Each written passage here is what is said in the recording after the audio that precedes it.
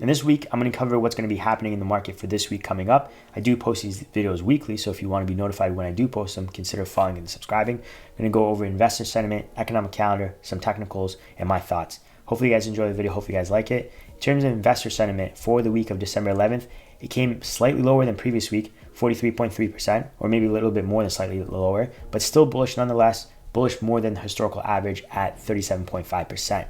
Now on the bearish side, it has increased slightly at 31.7% versus the previous week, 30.7%, but it is higher than historical averages now with that little boost. And then in terms of economic calendar, we have a pretty eventful week actually. We have the FOMC meeting on Wednesday, plus Jerome Powell will be speaking, plus we have PCE inflation numbers, which the Fed regards as highly more accurate versus the CPI and PPI inflation numbers. Now it does come after the Fed's meeting though, so that is interesting, but the market is anticipating a rate cut during this FOMC interest rate decision on Wednesday. So we'll see how it goes. But for the time being, let's go down the list. Monday, December 16th at 8:30 a.m. we have Empire State Manufacturing Survey. And then at 9:45 a.m. we have the following: S&P Flash US Service PMI, as well as S&P Flash US Manufacturing PMI. And then on Tuesday, December 17th at 8:30 a.m. we have US retail sales minus autos. And at 9:15 a.m. we have industrial production, capacity utilization. And then at 10 a.m. we have home builder confidence index. Now for the Wednesday, the pretty massive day I would say is at 8:30 a.m. we start off with housing starts and then building permits. And then at 2 p.m. is the FOMC interest rate decision, and at 2:30 p.m. we have Fed Chair Jerome Powell's press conference. So be on the lookout for that. Now on Thursday, December 19th at 8:30 a.m. we have initial jobless claims, and then we have JDP's second revision for Q3. Then we have Philadelphia Fed Manufacturing Survey, and then at 10 a.m. we have existing home sales, and then as well as U.S. leading economic indicators. And then at 8:30 a.m. we have the slew of the inflation numbers coming out. So personal income nominal, previously 0.6, this time around they're expecting 0.4. Then personal spending nominal as well. That was personal income nominal. This is personal spending. And previously 0.4, this time around they're expecting 0.5, so slight increase. The previous one was slight decrease. And then the PCE index for November, these are all for November. Previously 0.2, this time around they're expecting 0.2, so flat for the PCE inflation number for the index, not the core yet. And the PCE year over year, previously it was 2.3, this time around they're expecting 2.5, so they're expecting a slight increase year over year. And then core PCE index for November, previously 0.3, this time around 0.2, so a slight decrease on the core side. So flat for non-core, slight decrease for the core, which is interesting because the Fed, from what Jerome Powell stated in the last talk, was basically they're looking for the month-to-month transitions more so than the year-over-year, which is a little bit interesting for me, in my opinion. By the way, this is all just my opinion, so please do your own due diligence and research before buying and selling. Not a professional, just sharing my opinion.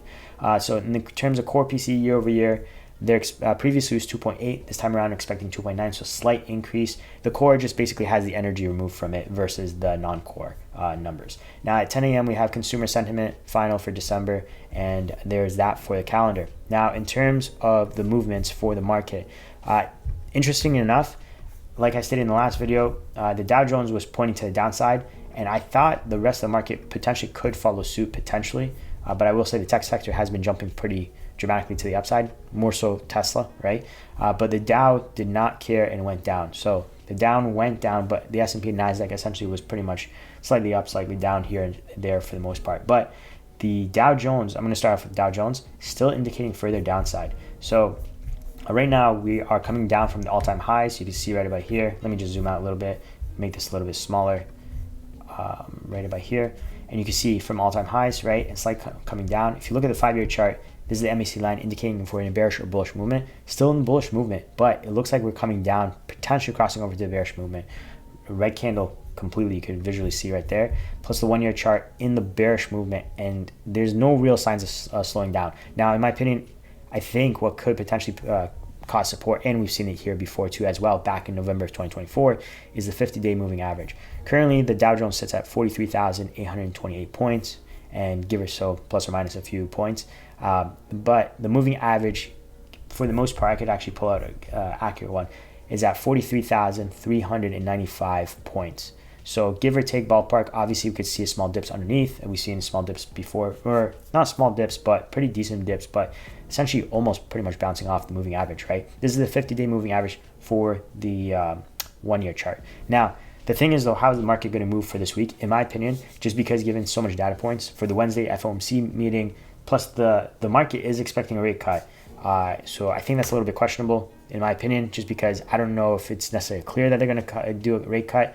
But plus the inflation numbers are coming out on Friday. I think this week's pretty much going to be shaky based off of just waiting, essentially shaky and waiting for what the Fed is going to do plus the inflation numbers. So I don't think we're going to see anything crazy in terms of the market. Now, individual stocks, again, like for example, Tesla could potentially continue up to the upside. Other tech stocks could move up to the upside. But in terms of the market in general, I think either pretty much will be shaky plus or minus, or the Dow Jones will just continue to the downside because it's showing strong downside, and then just wait for the data points to come in. Now, for the S&P and NASDAQ, they're not necessarily showing downside, but I think they'll just pretty much be either crawling up a little bit or crawling down a little bit, waiting for anticipation for the data points. But you can see as well, all-time highs zone territory. And then if you look at the 5-year chart, this is for ETF QQQ, ETF for NASDAQ, and it's a bullish movement, no real slowdown. Volume is upticking, so it kind of looks like more upside's coming. If you were looking at the NASDAQ, again, ETF QQQ, ETF for NASDAQ, closed at $530.53, and that's basically off the 5-year chart. 1-year chart, bullish movement as well, indicating potentially more upside. And then the S&P, all-time highs, basically zone as well. You can see right about here. But the S&P is a little bit of a slowdown. So if you look at the 5-year chart, you can see we're in the bullish movement, but we could potentially come down to the bearish movement, especially with the increased volume sales, right? So I guess it's following a little bit of more the Dow Jones for this one. And then 1-year chart, I must have confused a little bit. 1-year chart's also in the bearish movement actually, and pulling to the downside. So it looks like the S&P and Dow Jones are prepared to come to the downside. And then for the S&P, could come down to the 50-day moving average of the 1-year chart, which currently SPY, ETF for the S&P 500, closed at $604.21. 50-day moving average for the 1-year chart is roughly about $589.20 currently as it stands right now. Now, are we going to guarantee to come down? Not necessarily. If, for example, the market gets what it wants, I guess, in terms of rate cuts, plus the PCE inflation numbers comes in as well in terms of favor of what the market is expecting and wants, then this could be reversed to the upside. And the Dow Jones might also be reversed to the upside, even though it's strong indications to the downside. And that's basically it for today's video. If you guys did enjoy it, consider dropping a like. It does help with the channel, so thank you so much for that. I do appreciate it. If you guys do want to be notified when I do upload my next videos, consider following and subscribing to be notified when I do. Thanks again. Take care. God bless and peace.